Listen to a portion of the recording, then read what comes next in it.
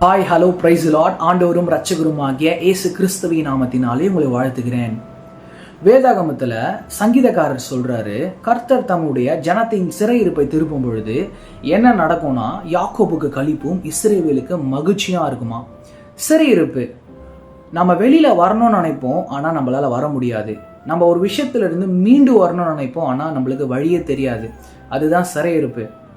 ஒரு மனுஷனுக்கு சிறையிருப்பு இருக்குன்னா முதலாவது அவன் இழந்து போறது நிம்மதியும் சந்தோஷத்தை தான்.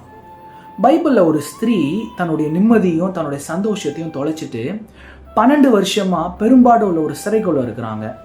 தான் கிட்ட இருக்கிற பணத்தெல்லாம் மருத்துவருக்கு மாத்திரமே செலவு செஞ்சும் கொஞ்சம் கூட குணமடையாத ஒரு நேரத்துல இயேசுவை குறித்து கேள்விப்பட்டு இவருடைய வஸ்திரத்தை தொட்டாலாகிலும் எனக்கு சுகம் கிடைக்கும்னு சொல்லி ஒரு பரிபூரண சுகத்தை பெற்றுக்கொண்டாங்க.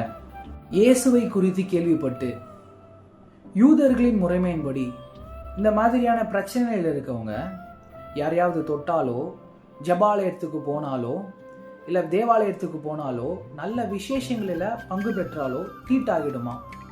அவங்கள சுற்றிலும் முடக்கப்பட்டதான ஒரு நிலைமை. ஆனாலுமே அவங்களுக்கு வெளியே வர தைரியம் இருந்துச்சு, அந்த கூட்டத்தில் வர பலன் இருந்துச்சு, அவர் தொடுகிற விசுவாசம் இருந்துச்சு. இன்னைக்கு நம்ம லைஃப்ல கூட நம்மளுக்கு தெரிஞ்சோ தெரியாமையோ அநேக விதமான சிறையிருப்புகளை நம்ம இருக்கலாம். வெளியில வர முடியல, சொல்ல முடியலன்னு அந்த ஸ்திரீ இயேசுவை தேடி போய் சுகத்தை பெற்றுக்கொண்டாங்க. இன்னைக்கு இயேசு நம்ம வாழ்க்கையில வெளியில இல்லை, நமக்குள்ள இருக்காரு. அதுதான் வசனம் அழகா சொல்லுது, நீங்கள் என்னிலும் என் வார்த்தை உங்களிலும் இருந்தால் நீங்கள் வேண்டிக் கொள்வது எதுவோ அது உங்களுக்கு அருளப்படும். இயேசுவை நீங்க விசுவாசிப்பீங்கன்னா நிச்சயமாய் உங்க வாழ்க்கை மாறும். God bless you. இந்த வீடியோ உங்களுக்கு உபயோகமா இருந்ததுன்னா இந்த வீடியோ ஷேர் பண்ணுங்க. God bless you.